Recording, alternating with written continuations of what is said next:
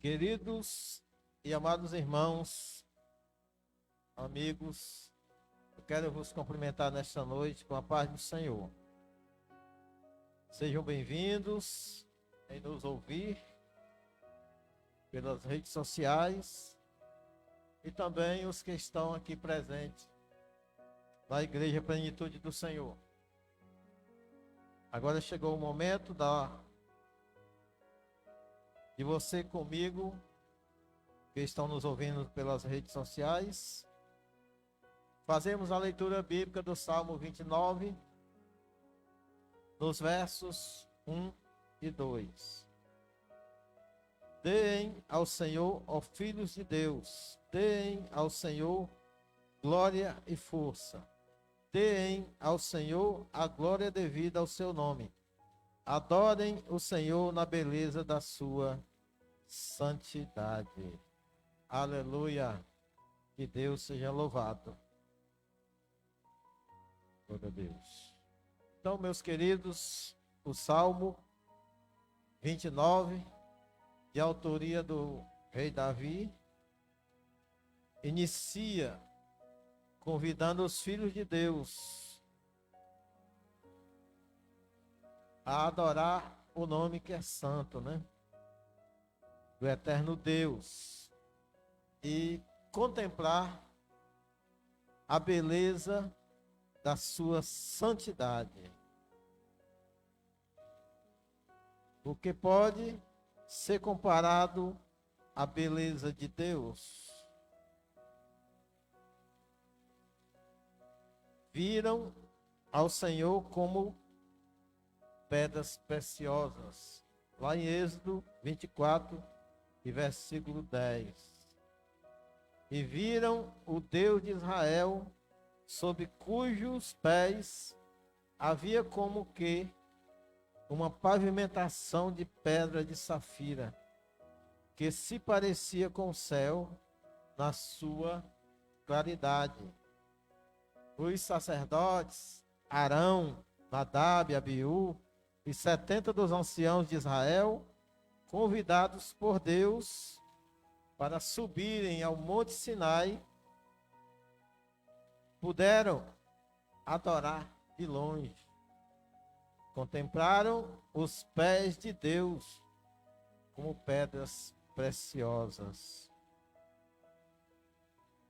O convite era para adoração.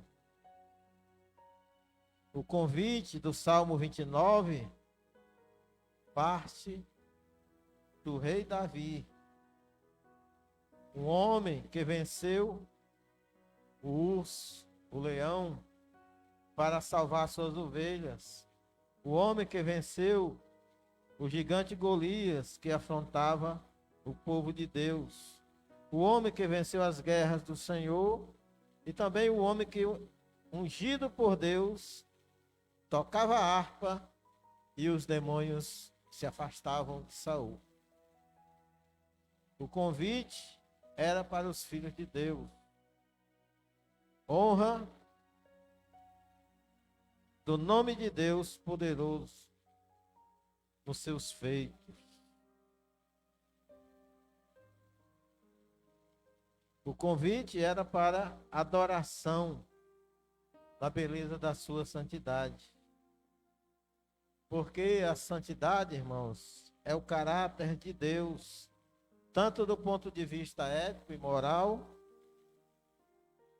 que pode ser determinado a todos como um padrão de relação com Ele. O nome de Deus está relacionado ao seu caráter, ou seja, Deus é santo. Levíticos 11:44, ele diz: Eu sou o Senhor, o Deus de vocês. Portanto, consagrem-se e sejam santos, porque eu sou santo. Aleluia. Ser santo é separar-se do mundo sem sair do mundo, dedicando sua vida a Ele em consagração. Adoração verdadeira a Deus, ensinada por Jesus. João capítulo 4, versículo 23. Mas vem a hora, e já chegou, em que os verdadeiros adoradores adorarão o Pai em espírito e em verdade. Porque são esses que o Pai procura para seus adoradores. A adoração verdadeira não se limita a um espaço, a um lugar específico, nem muito menos a postura física do adorador. Deve ser espontâneo ou voluntário, expressando a fé de um coração sincero e grato a Deus. É um convite para a justiça de Deus. Como diz 1 Pedro 1:15 e 16. Pelo contrário, assim como é santo aquele que os chamou, sejam santos vocês também em tudo que fizerem, porque está escrito: sejam santos, porque eu sou santo. Porque o pecado e a morte que escravizava o homem a viver em temor por toda a vida, Jesus nos libertou para servi-lo, sem temor, em santidade e justiça, por todos os dias da nossa vida perante Ele, como diz Lucas, capítulo 1, versículo 74 e versículo 75. A chamada para ser santo foi algo que Deus planejou antes da fundação do mundo, como diz Paulo em Efésios 1:4. Ser santo não é só uma chamada para o futuro, depois da morte, mas um desafio para a vida inteira, como diz Paulo em Efésios 5 e versículo 3. Porque agora somos luz e devemos avançar no sentido da luz e não ao contrário. Por exemplo, o abster-se da imoralidade sexual é algo da vontade de Deus, a fim de tratar o nosso para não ser contaminado espiritualmente, a fim de controlar o nosso corpo, né? Está em Efésios 4:4.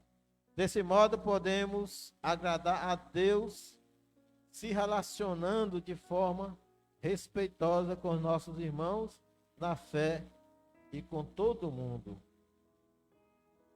Reconhecida por Paulo a respeito de Jesus em Filipenses capítulo 2, versículo 9 a 11.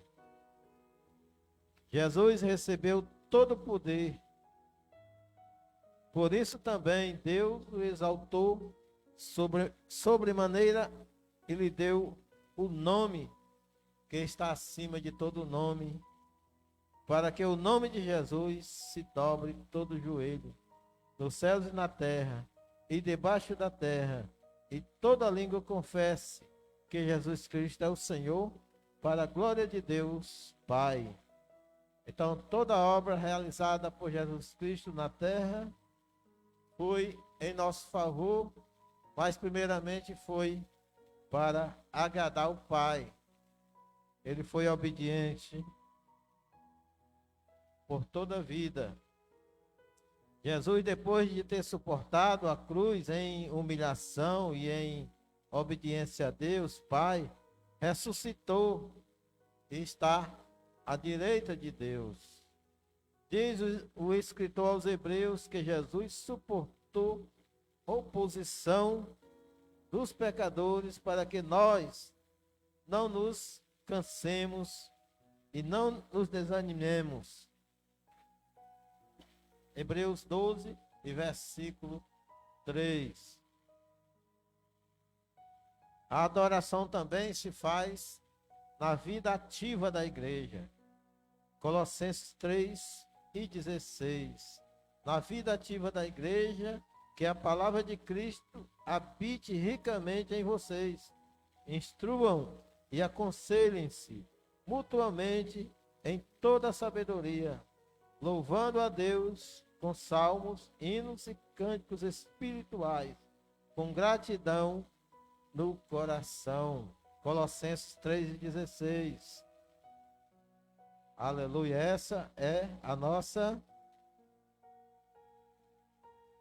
adoração a Deus. A adoração que pertence só a Deus não é somente realizado em um templo.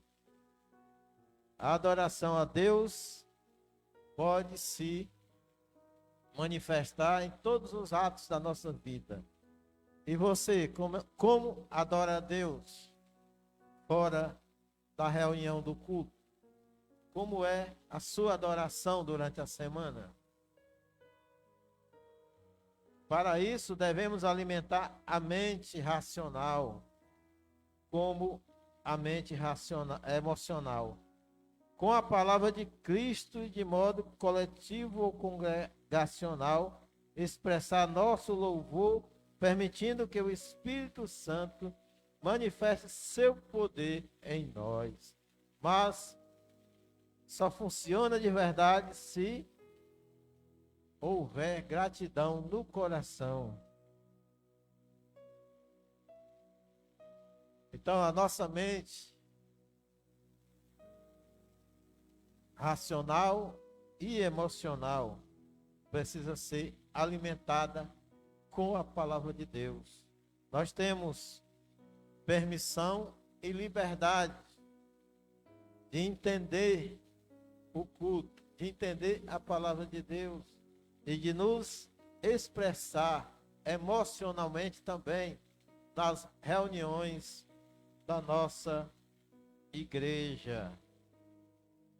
Em nome e por amor de Jesus Cristo. A nossa adoração a Deus está sempre associada à sua santidade.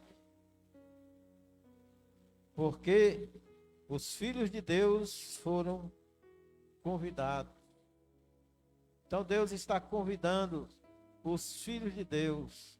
E também Deus convida aqueles que querem nascer de novo para se tornarem filhos de Deus, para que em sua boca e em seu coração ele possa expressar o novo cântico de Deus, que é dado pelo Espírito Santo em novidade de vida. Aleluia! Glória a Deus! Porque a verdadeira adoração parte sempre de um coração que ama a Cristo. Por isso devemos sempre nos submeter ao senhorio de Jesus Cristo.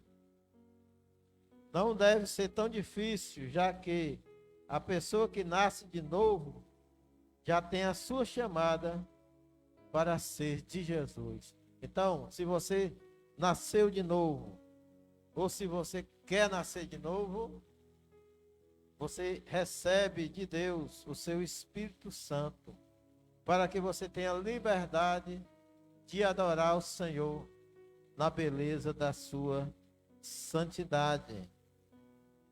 Porque aquele que nasce de novo recebe o Espírito Santo de Deus, e a palavra de Deus o chama de santos. Mas também a Bíblia nos ensina a sermos santos em toda a nossa maneira de viver. Então, a adoração ao nosso Deus não se restringe a um culto especial dedicado com esse nome, mas podemos adorar a Deus em qualquer culto ou onde nós estivermos, sós ou em companhia de qualquer outra pessoa que queira cultuar a Deus com louvores e com testemunhos do seu coração. A recomendação bíblica de Apocalipse 22:11 para aquele que adora a Deus é: quem é justo, faça justiça. E ainda, quem é santo, santifique-se ainda. Então, para aqueles que foram chamados por Deus, é dever continuar sendo santo, por gratidão a Deus, por amor ao Senhor e com alegria no seu coração, porque o Senhor, o Deus onipotente, é um Deus onisciente, é um Deus de poder, é um Deus que cumpre a sua palavra, é um Deus que cumpre as suas promessas, é um Deus que quer estar no meio de nós, é um Deus que nos convida a estar na sua presença, e para isso Ele nos dá um novo cântico, para isso Ele nos dá um novo vestir, Ele nos dá um novo nome, Ele nos chama de Filho de Deus, porque cada dia mais crescemos na presença do Senhor.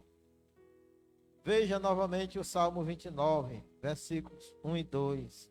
Deem ao Senhor, ó filhos de Deus, deem ao Senhor glória e força, deem ao Senhor a glória devida ao seu nome, adore o Senhor na beleza da sua santidade. Aleluia! Glória a Deus! E que Deus em Cristo vos abençoe grandemente. Amém. Graças a Deus.